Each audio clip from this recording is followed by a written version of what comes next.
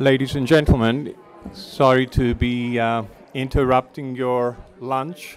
If I can have your attention, thank you very much for being here and welcome to the Alpha King lunch briefing. We're delighted to be hosted by Jimmy Chan, who's the CEO of Alpha King. I've had a very interesting conversation with Jimmy, and we're going to be enlightened with what is happening in Vietnam. So the topic of our lunch is redefining luxury. As we've heard this morning, the words luxury, lifestyle, living space are definitely intertwined. And we've put together a panel that is going to talk us through the residential and retail property development. We're going to start with Vietnam, and then we're going to look at Asia and Europe. So with Jimmy, we're joined by Paul Husband, who's the founder of Husband Retail, and we're joined by Alexander Mikhailovsky, who's a consultant with Value Retail. Alexander, by the way, has been to every single conference since 2001. So ladies and gentlemen, please a warm welcome to Jimmy Chan, our host and sponsor.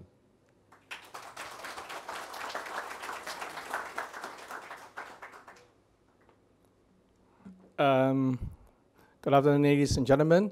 I hope that by the end of this session, you can take away more than just a nice nudge. I'm just going to share my personal experience. The topic is called Redefine Luxury Living, the next revolution in luxury residential and retail development. So I was trained as an architect, but actually all in my career, I am specialized in molding consumer behavior, and that is my main interest. So I always like to create from nothing. Okay, because when we talk about luxury, especially in the developing countries, what does that mean? Okay, does it meet the Western standard? So I would like to start off with this photo, which was, people will recognize, this was Shanghai 35 years ago. Okay, actually I was from Hong Kong, but I moved to Shanghai 30 years ago. People thought I was crazy. Okay, there was nothing in Shanghai. You shouldn't go there. You will die very soon, okay? But look at Shanghai now. This is the same photo, but nowadays. So what does it take for over 30 years, how Shanghai has grown into international cities? And I'm proud to say that I never leave Shanghai, not until 2 years ago, and I've witnessed all this growth. So let's look at another city. This is now the Ho Chi Minh City. So 2 years ago, I went to Ho Chi Minh, and I find a lot of similarity between Shanghai and Ho Chi Minh.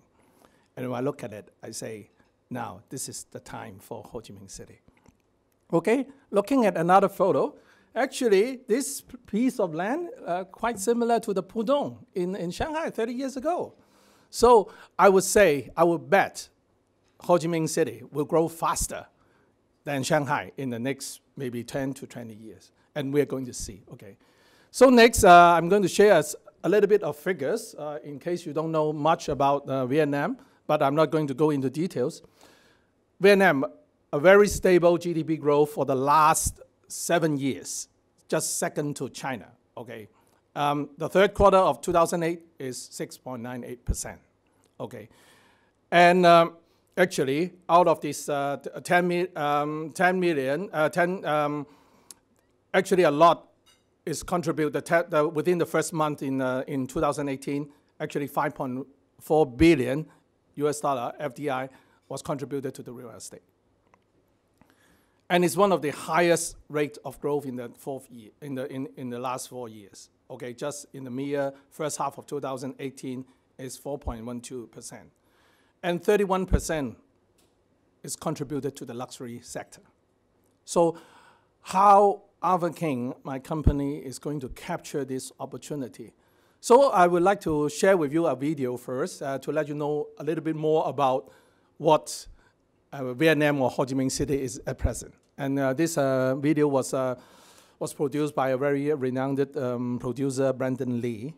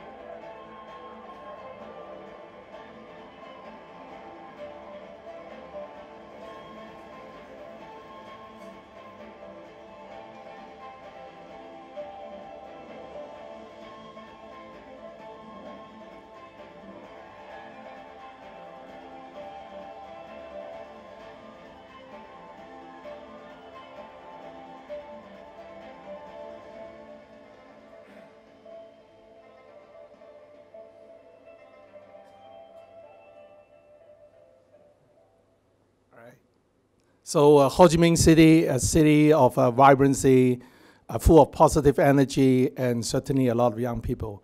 As a matter of fact, half of the Vietnam population, about 100 million, half of them are actually under the age of 30. So you can see that in the next 10 years, these are the buyers of what we call luxury. Okay, so a little bit about Alpha King. Our company actually, as I mentioned earlier, we started 2 years ago in Ho Chi Minh City, focusing just on the high-end luxury office building, shopping mall, and luxury residentials in the central business district. So how we define luxury? Okay, first of all, I was the first one of the company. And now we have 130 staff, but we have staff from 14 nationalities and districts. So the first thing is truly international. When we call luxury, actually luxury is universal. You know, bringing the luxury experience, expertise to a new developing country is very important. So we have all this interesting combination of people working for us to create that kind of luxury experience. Secondly, we are very fortunate. Just within 2 years, in fact, I flew in from Bangkok to here. We actually swept 4 major awards. The best retail in Vietnam, the best office building in Vietnam, the best office design in Vietnam, and the best luxury condo in Vietnam. As we all know, we are in the luxury business, and design is very, very, very important. That is the beauty of the product. It's the most thing that people will appreciate. So we highly focus on what we are producing. Okay. Now we claim ourselves that we are going to transform the skyline of Ho Chi Minh City, and simply because we are going to develop over 11 million square feet of shopping mall, office, and residential in the next 3 to 5 years, just in the CBD. So a lot of new buildings will be coming up. It will affect the look of the city. Now, I think when we talk about redefine luxury living, I think very important is we are creating a new lifestyle, a possibility, a choice for people. Okay, now people are free to go online and shop and free to go anywhere, invest in properties in London, New York, Hong Kong, if they are rich. So important is to give them a choice, okay, to what they believe is worth investing. Certainly, also, the historical background about a city is very important. So we as a developer, when we go into a new city, and we are very careful about, we really concerned about the history and the culture and the impact. Certainly, we create environment, living space is all about human, people, okay? Now, our vision is not just building, erecting, constructing a few high-rises, won a few awards. Actually, we have a vision, and we believe Vietnam has a lot of culture, art, great things that we would like to help to bring Vietnam to the world. And also, in return, we want to let the international luxury products to come to Vietnam because there's a great potential market. So as I say, we are providing a choice of life, and I will show you in the next slide how we are going to do it. So we are just introducing a few buildings. First of all, this is a building called Alpha Town. So this was awarded the best office building, grade office in Vietnam. The shape of the building is actually got the inspiration from the traditional Vietnamese clothes called ao dai. It's a long gown. Okay, so the building looks resemble the elegance of a lady. What we are going to put in here is not just a grade A office. This is an office with certainly co-working space. We have gym, we have spa, we have coffee shop, we have restaurants, we have anything that you can think of. Okay, we might be even putting a nursery in there. So people living there is actually spending the most of time of the day, and they will enjoy their life in their working environment. The second is actually the podium of Ava City, which is a 8-story podium with a twin tower on the top. So this will be the latest shopping mall. Instead of creating shopping mall with Chanel's and all the big brands, we are creating some unique features. We want to make use of the shopping mall as an economic platform. We want to bring the best talents of Vietnamese entrepreneurs, retailers, let them showcase what they have. And also, we also encourage international entrepreneurs, retailers, talents to come to showcase there. So we create in our more international bazaar, okay, which is not big stores, but small showcases. So actually there will be a lot of events, a lot of interactions, a lot of exchange of ideas. And because Vietnam is full of young people, so they would love to stay there. Certainly there are the flagship cinemas there and some high-end brands as well. So the next one is the Twin Tower. We call it the first transformer building in the world. And what we are doing, I'll show you a quick video.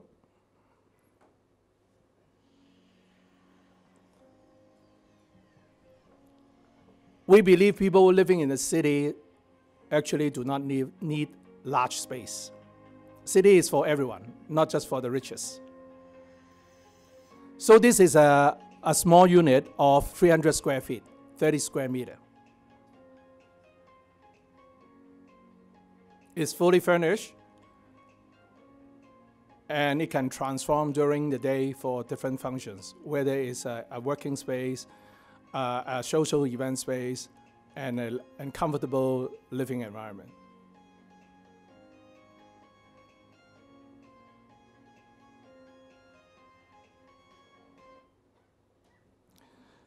So first of all, the first two projects, we are trying to bring a new kind of what we call the luxury of living in the city. What kind of luxury? It's a luxury of time. No one can buy time except convenience. So living in the heart of the city is a convenience, it's accessible. You enjoy all the facilities. And you have a choice of, whether you want to commute 45 minutes from very far away living in big houses, or you prefer to live in the city and then enjoy all the convenience and the status of being in the city center. So interesting enough, we actually launched the project last month. It was a record-breaking in Vietnam.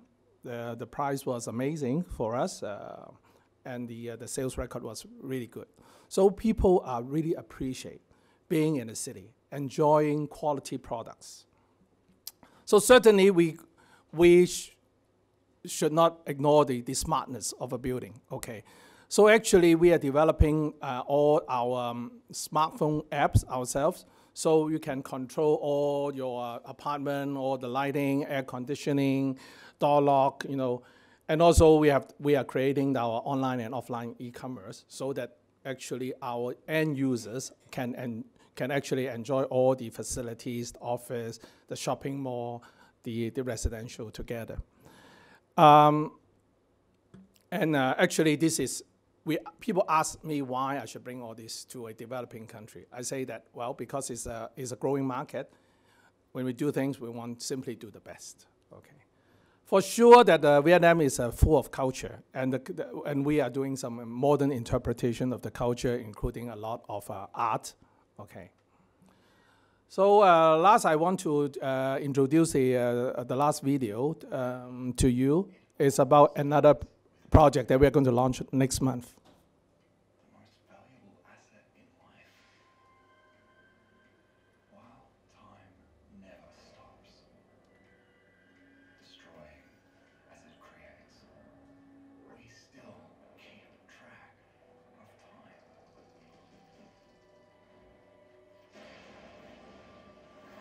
Striving to master time. Space, created through the expenditure of time. History is captured.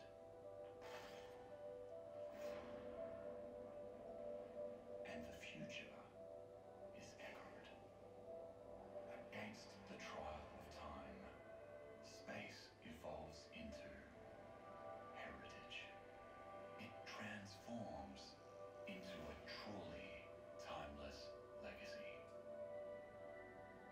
A legacy that explores our deepest imaginations.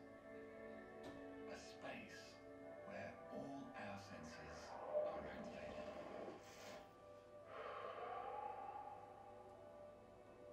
Built upon the virtues of our past, where timelessness is no longer an illusion.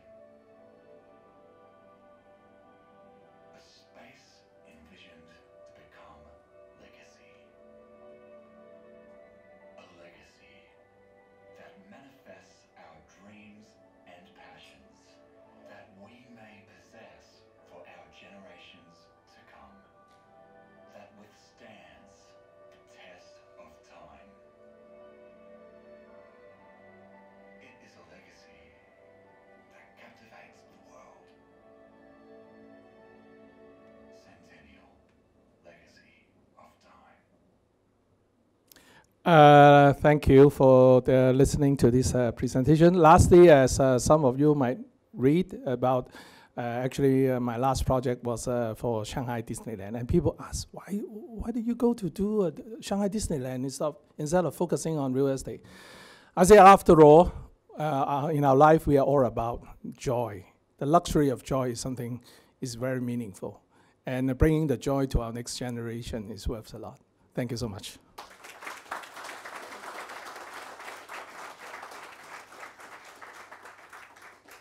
Thank you, Jimmy, and I'm sure you might have some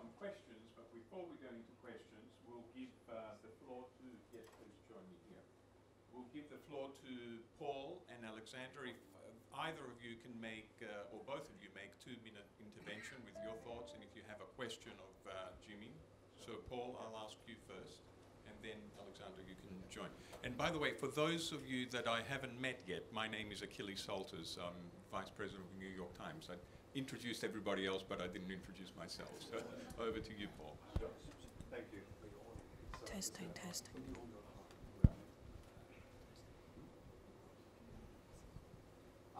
Yeah, well, what we'll do is we'll have 2 minutes and 2 minutes, and then the main course is going to start coming in, and we can have some questions. A little concern about everybody's tummies. Ladies and gentlemen. Half an hour to go. Okay, just, yeah, there's bread. Perhaps someone could help me to.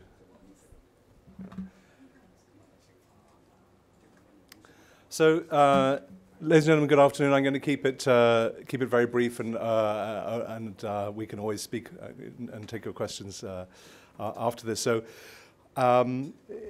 I, with my team, plan and lease retail projects, a lot of luxury retail real estate projects throughout Asia. Been in Hong Kong about 30 years, and I've, with my team, have had husband retail for about 20 years. And we've had the privilege of working in many, many countries in the region. So I'm just going to give you a little sort of sprinkle, if you like, across the region. Fittingly, after Jimmy, to talk about Vietnam, I think in talking to retailers and luxury retailers, I think after China, Vietnam is the most discussed market. It's quite extraordinary when you think how few projects there are in Vietnam that are suitable for luxury retailers. This is the Metropole Hotel, which is one of the most, I think, beautiful colonial hotels in Asia. It's still really the only significant destination for luxury brands, I think, in the city. And I'm guessing there are not more than 15. There's a new wing opening up, but that wing is 700-odd square meters. So there's perhaps only room for 2 or 3 stores. So Hanoi is also where so much of the wealth is concentrated in Vietnam. Retailers, brands will tell me that half of their spending in Ho Chi Minh comes from customers in Hanoi and in Hanoi even, in Ho Chi Minh even, there are really only 3 significant retail centers today, which would be Vincom, Diamond Plaza, which was the first, which is really a department store hybrid created with, by Lotte, and Saigon Center more recently. Rich and I were just talking how Opera View, which is where most luxury has historically been located near the Park Hyatt, is under construction with the new subway system.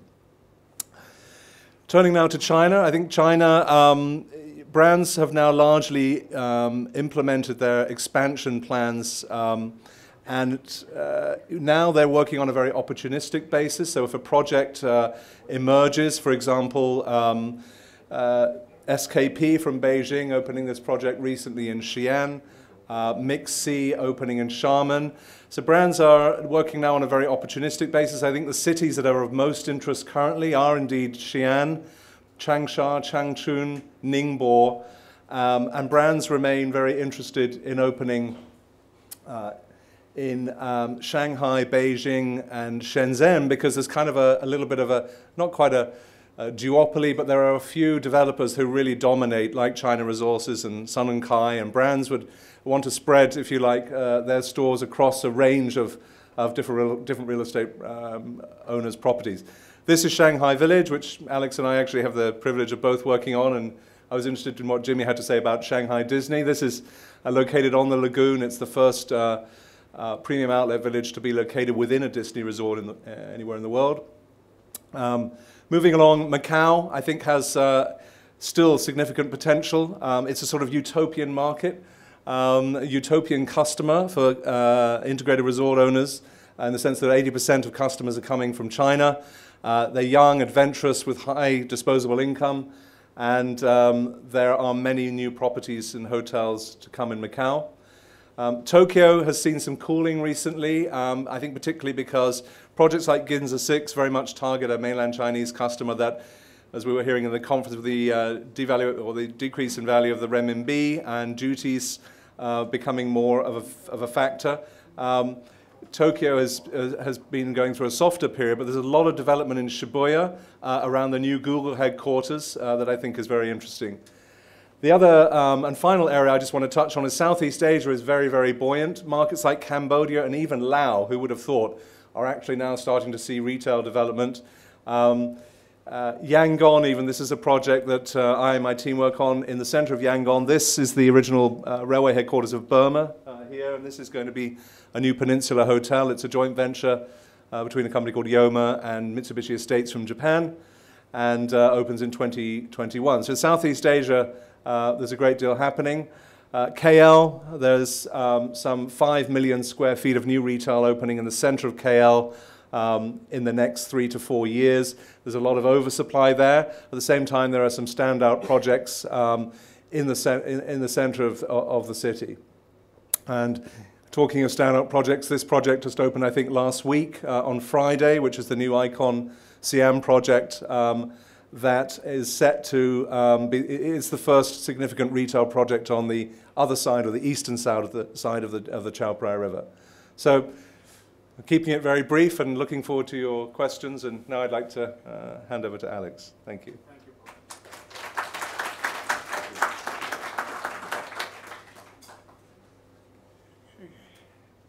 So here, one of the oldest attendee of the conference, great privilege. Thank you, Achilles. And just taking on Paul, and also of Jimmy that worked in Disneyland Shanghai. And we have a total different approach, and I'm just focusing on two things. How a sustainable retail that can capture the attention of the future customers, and living the residential balance between the two. Historically, just a little brief, Milan, the Quadrilatero, Via Monte Napoleone. Via Monte Napoleone was actually born because there was a bank there, Monte, that during the Napoleonic Republic of Italy was actually open, and all the families of Milan built a palace there. So, and then it became one of the destinations, one of the most expensive streets in the world. And then you see Paris, Avenue Montaigne.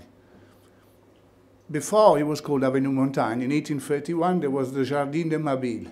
The Jardin de Mabille was one of the first places where there was 300 gas lamps that you could go at night time and enjoy dancing. They created the polka and the cancan there. And it became a destination point. So this is, you see, culture, retail, living. And then I see, with all due respect, high-rise buildings, all these kind of developments. And I'm wondering and questioning the human dimension, how we want to live and where we're going to live, and particularly the new millennium generations, how they want to live and what authenticity they can get of their lifestyles. So, excuse me, how does it work, this?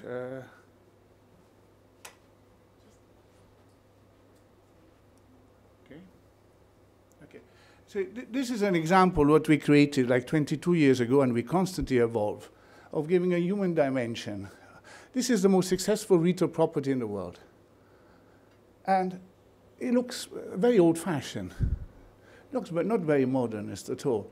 Why? Because we want to create, like, I like to quote Vittorio Radice, that he was one of the great innovators of the department stores. When he did, many years ago, a comparison with the Marrakesh souk, the discovery, the art of discovery. You never know what's around the corner. The scale. And so this is just one small example, is how we reinvent an outlet built 20 years ago. So nothing special from an architectonic point of view. And then we create and redefine new spaces, attract. This is actually a station. It's also we created. And so we built the first station in 120 years in the UK. That shows the lack of investment in infrastructure, different from Asia. But so we believe in very simple things. 4 pillars that we educate all our staff is hospitality, architecture, the place, the offer, the retail curated, and last and most important is the experience. That's our marketing. And out of 4 Chinese who come to UK, 3 come to Bicester Village. So, And I want to give you examples where there is residential in America, for example, that we are going to plan. We're going to do something first price also soon. We're going to announce it soon. And America is very difficult to find places with human dimension, with all due respect.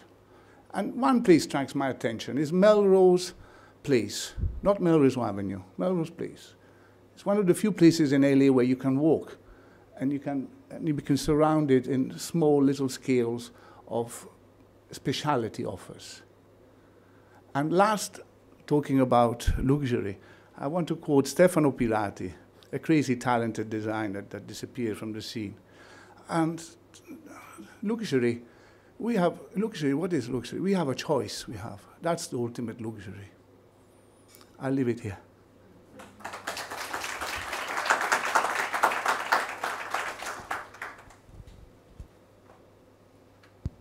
Okay, well, thank you, Alexander. Thank you, Paul. I think we should probably have something to eat because everybody is starving, and Alexander talked about experience, so we want this to be a good experience. So we'll leave the questions for while we're having dessert, so we'll reconvene in about 15 minutes. So enjoy your lunch.